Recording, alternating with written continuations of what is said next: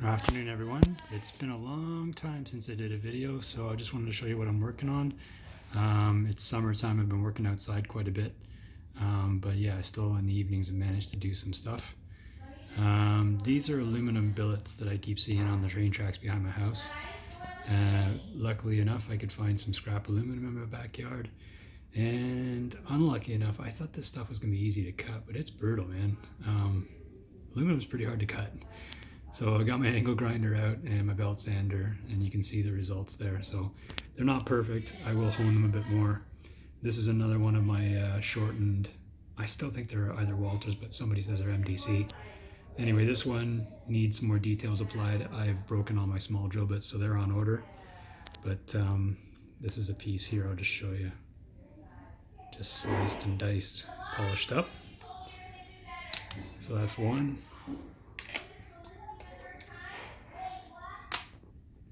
Here's the next step, where I've actually got the boards down on the deck, supported. And so this is going to be a 5-stack. I did 4 stacks on the shorties, and I'll do a 5-stack on this one.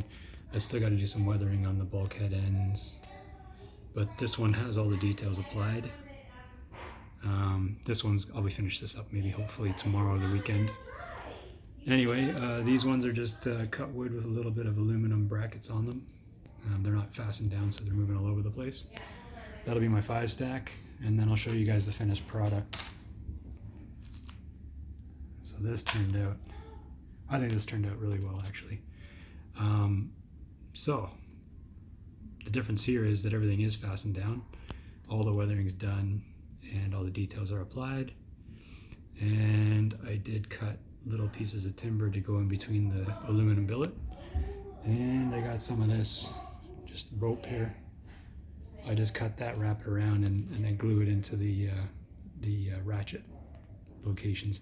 No, I haven't gone crazy with the ratcheting and everything on that, but so this one's all done. This is ready for service.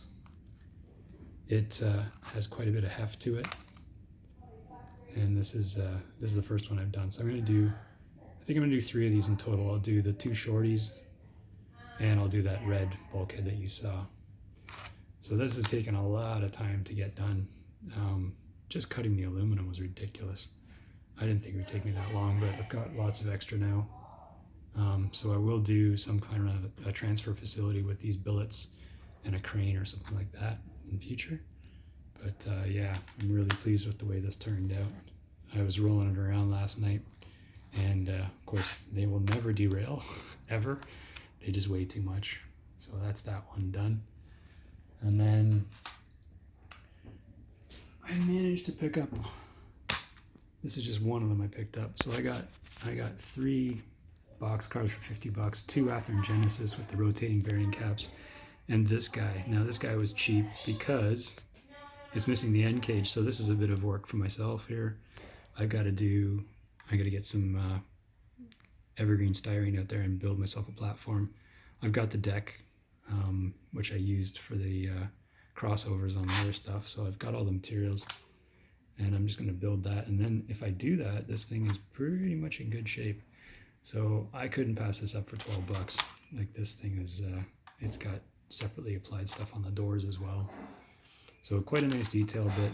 These are the ARMN ones, the same as that. This is a Tropicana. And of course the boys love driving the juice train, so that's good. Everybody likes orange juice. So that's that. That's a project there. I got to fix that end. And then what's been taking the most time is this guy here. This is the one that hit the floor, and I found out that something did break on it, and it was underneath here. I've painted it all black, but I was able to use crazy glue, actually CA, and I put a 100 by 100 what do you call those? Just square plasticked under there, and it became super solid. So this thing's totally fixed now, but I've made the mistake of buying a GP38 when I wanted a 38-2. Dumbass. Anyway, so I've had to do all these extra bits here. I didn't realize there was a difference, but now I know what all the differences are because I've had to buy extra parts, and I've had to chew away at the roof here to put these fans back together in 38-2 style. The louver's okay. Well, yeah, you might get chicken grill, but those are the verticals there. This one here, it does have, I'm not even sure what this is, but I put it there. And then I had to chop down this guy to make it more 38.2 like. This one being the future DTW has the pointed pilot, and the plow I filed as well because it was really wacky plow in this thing. And what else have I done? Yeah, I took out the, I'm gonna have the window open.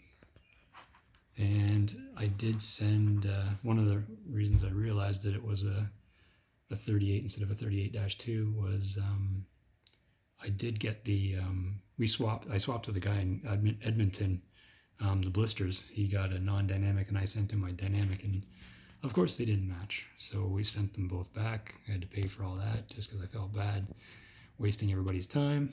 So that's going to come back and I'll have to chop that up. And on the back here, I made my boomer ditch lights.